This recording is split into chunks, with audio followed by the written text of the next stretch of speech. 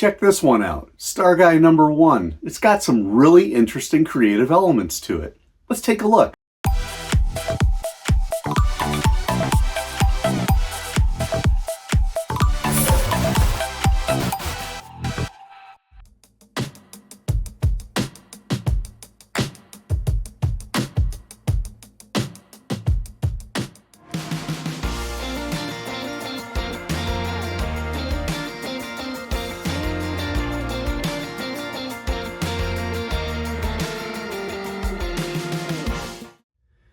Hey everyone, it's FANzine Live. It's Tom, and I am here to do the classic zine of the week with you, and that would be Starguy in the Whole Caper, issue #1, 25-cent mini comic from Company House Juniors. Apparently these guys were out of New Hampshire at the time.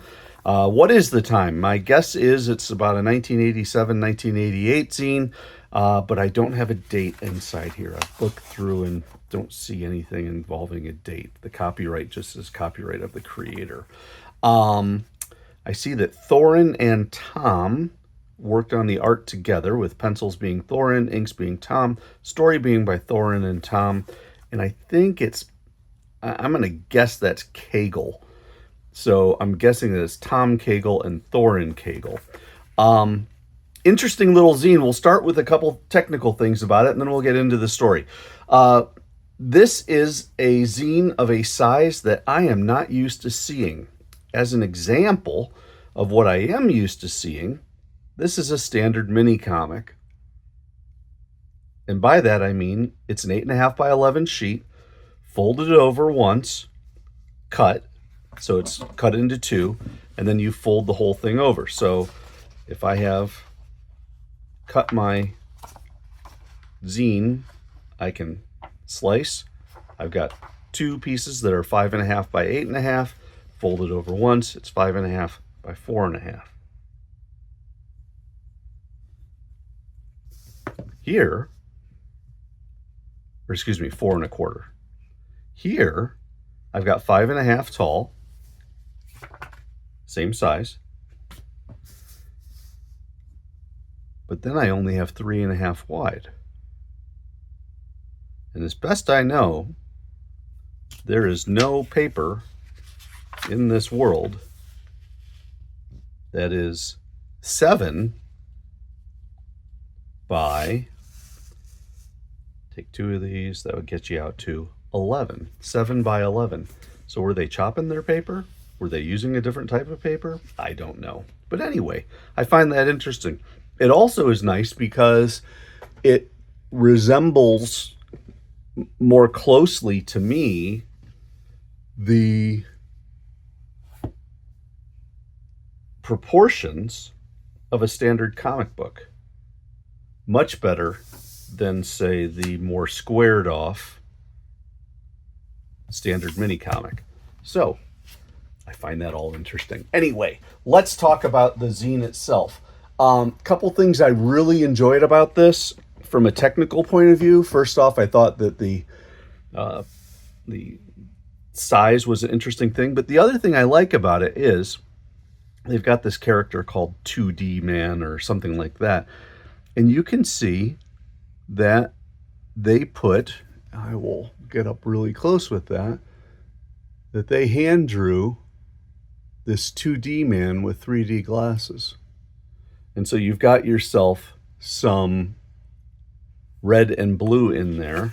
And I notice the red and blue coloring goes on the pages where he shows up, at least face on. Pretty cool.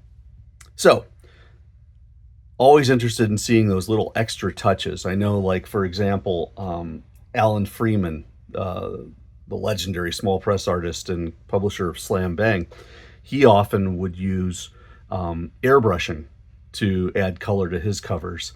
Others have used markers. I've actually got some where Larry Blake took a John Byrne Night Star and put some colors in that way, and just did markers over his covers.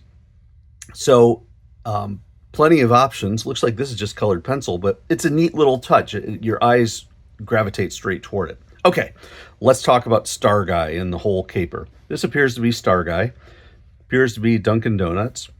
You've got this 2D guy at the top, and it appears to be night or morning, or perhaps just appropriately dramatic shading, so that you have the ability to first off read all the trade dress, but also see this 2D character for all his glory.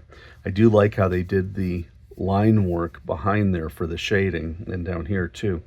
Nice little extra touch. Okay, so Starguy says, "Sai, I don't know why I come here." So he must be walking into Dunkin' Donuts right now. "Sure, it's the best in town, but the line is murder." And you see all the star people in line. "Meanwhile, on the roof, I will just slip down this pipe." So you've got this character who's actually got some pretty cool abilities, being apparently two-dimensional. Curls the sinister 2D man. And so you've got all of these different options of donuts, and you got 3 and 2 and 1. He's finally up to the front of the line, and he says, "I'd like 2 powdered donuts." And the star person in the back, behind the counter, who doesn't look particularly bright, nice buck teeth, says, "We don't have any donuts with holes left." And Starman says, "Yeah, I hate Bismarcks." So then he comes out of Bondo Bakery. So maybe he was at Bondo Bakery and not at Dunkin' Donuts. Says later, "Gee, I still had one." So he's got his donut hole. He's very happy.